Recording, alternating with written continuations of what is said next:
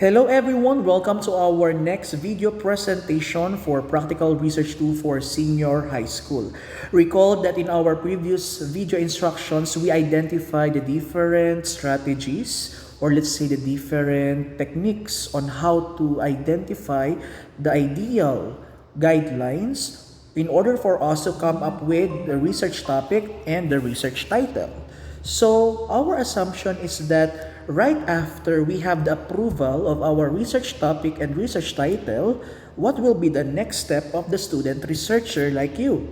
So again, the next step after the approval of your research topic and research title is that you are now ready to answer the following questions for you to present your research topic.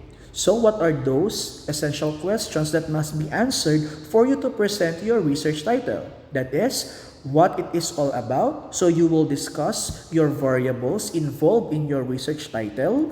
Second, you will answer the question, how did you come up with your study? So it implies that you will discuss the brief rationale or let's say the existing problem related to your topic. And then the last question that must be answered is that what is the relevance of your study?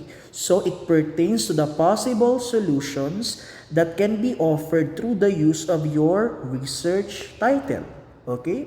So these questions that must be answered as you present your research paper right after the approval of your research topic and research title deals with the research introduction. So this will be the first part of your chapter 1. Take note, in our lecture in our junior high school, we identified the background of the study as the first part of your chapter 1.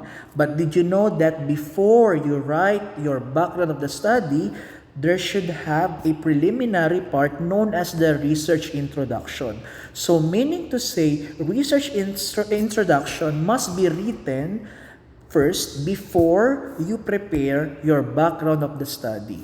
So again, research introduction is the first part of your chapter 1 that must be written first, in which it must be written first before you prepare or before you write your background of the study.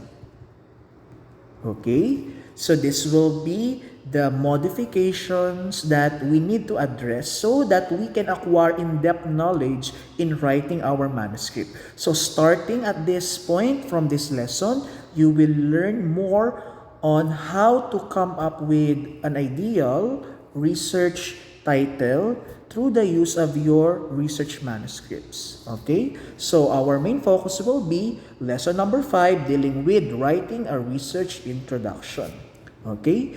So for our learning objective, at the end of the lesson, you will describe the background of your research.